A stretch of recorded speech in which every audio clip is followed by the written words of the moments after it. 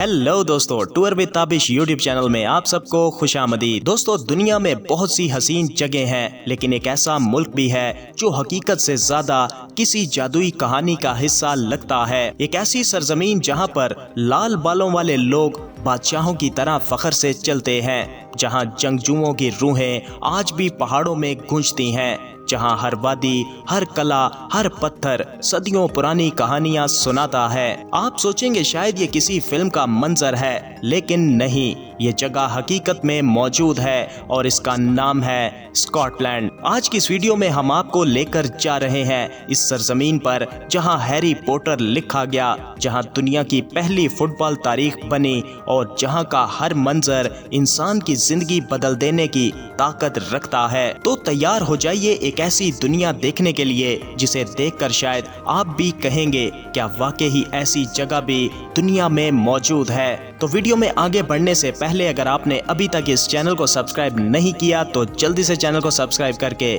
साथ bell notification को भी ऑन कर दें। तो दोस्तों, स्कॉटलैंड जमीन के शुमाल में वाक़या एक शानदार और तकरीबन कुदरती हालत में महफूज रहने वाली जन्नत है। लाल बालों वाले लोगों के दिलकश हुस्न के अलावा ये खेलों और साइंस में अपनी क़यादत और अपनी सरसब्ज कुदरती खूबसूरती से दिल जीत लेने वाला मुल्क है। ये एक ऐसा मुल्क है कि जिसकी मुकामी कहानियों के हीरो भी अफसानवी देवों जैसी मखलूक हैं। इस इलाके से बहुत बड़े ज़हीन लोग पैदा हुए और इनके अंदर अपने बहादुर जंगजुओं की रूहें भी शामिल हैं। स्कॉटलैंड स्कर्ट पहने मर्दों की सरजमीन है, हैरी पॉटर की असल दुनिया जैसी जगह है और विलियम वॉल्स का वतन है, जिसका किरदार फिल्म ब्रेव हार्ट में मेल गिब्सन ने अदा किया था। कुछ लोगों के लिए यकीन करना मुश्किल लगे कि ऐसा मुल्क वाकई ही मौजूद है, मगर ये हकीकत है। स्कॉटलैंड जिसका दारुल हुकूमत यानी कैपिटल सिटी एडनबरा है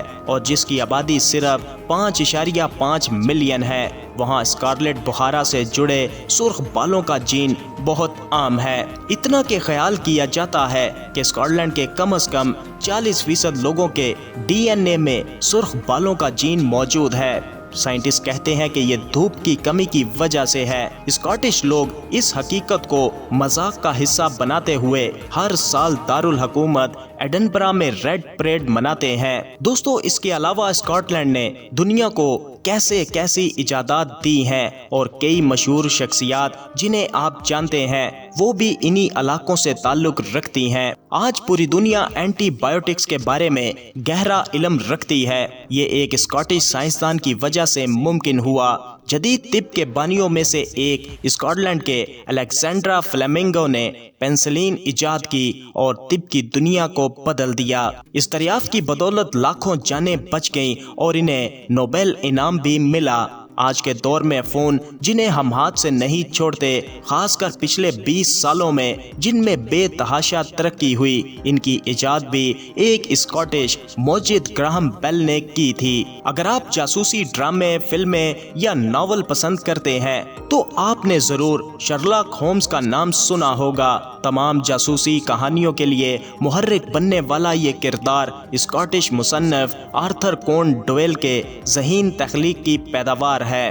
दोस्तों, मशहूर ज़माना हैरी पॉटर फिल्म इसका बड़ा हिस्सा स्कॉटलैंड के दारुल हुकूमत एडनबरा में लिखा गया। दूसरी तरफ स्कॉटलैंड का सबसे बड़ा शहर ग्लासगो है, जिसे बहुत से लोग गलती से दारुल हुकूमत समझते हैं।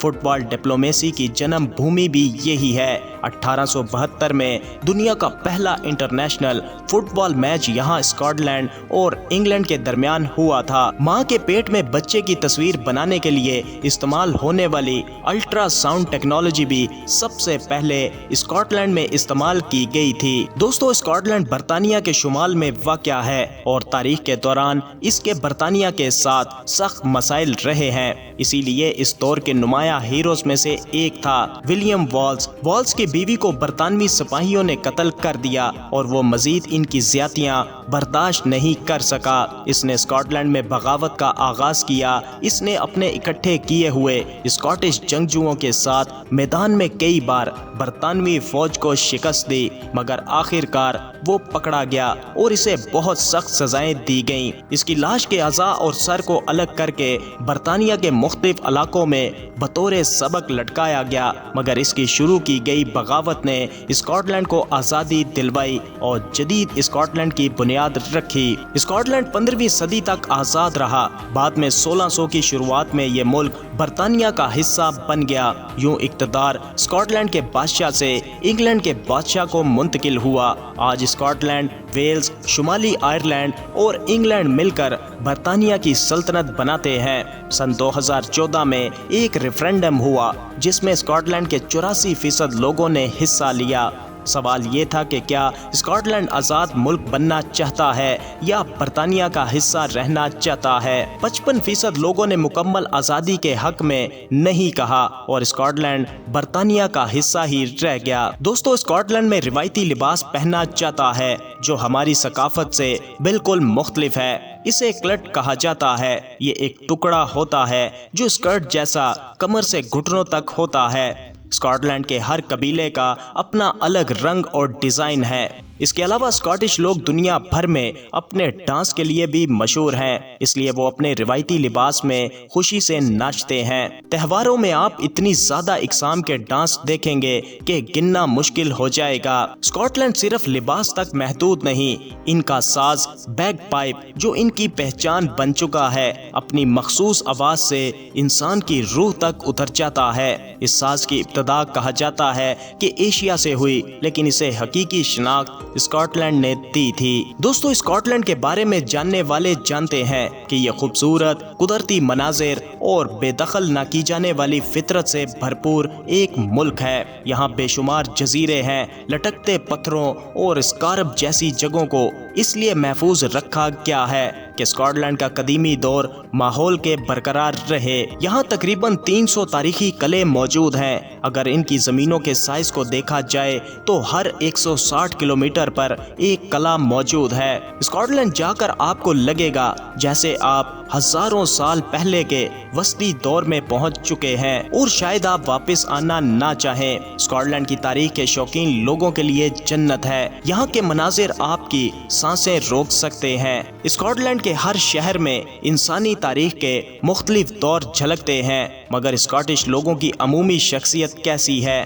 یہ ایک ٹورسٹ کے طور پر آپ جاننا چاہیں گے کہ آپ کو مقامی لوگ خوش آمدید کیسے کہتے ہیں۔ اپنی سرزمین کی خوبصورتی اور معاشی خوشحالی کی وجہ سے اسکاٹش لوگ عام طور پر خوش مزاج اور ہنس مکھ ہیں۔ اگر آپ گوشت کھانے کے شوقین ہیں اور کہتے ہیں کہ بغیر گوشت کھائے گزارا مشکل ہے، تو اسکاٹ لینڈ اس لحاظ سے آپ کے لیے جنت جیسا ملک ہے۔ یہاں کے لوگ بھیڑ کے گوشت کے بہت دیوانے ہیں۔ مذہب کے لحاظ سے اسکاٹش لوگ خود کو عیسائی مانتے ہیں، لیکن سروے بتاتا ہے کہ بہت سے لوگ کسی بھی مذہب کو نہیں مانتے۔ ملک کی مشہور یونیورسٹیز میں سے ایک ایڈنبرا یونیورسٹی ہے جو اپنی تحقیق اور دنیا کو ہزاروں کامیاب لوگ دینے کی وجہ سے مشہور ہے۔ جدید اسکاٹ لینڈ میں تاریخ اور ترقی ساتھ ساتھ چلتے ہیں۔ ایڈنبرا شہر تہذیبی اور فکری مرکز ہے جہاں فیسٹیولز، تاریخی عمارتیں، جدید کیفے اور آفیسز ساتھ ساتھ موجود ہیں۔ گلاسکو سب سے بڑا شہر ہے،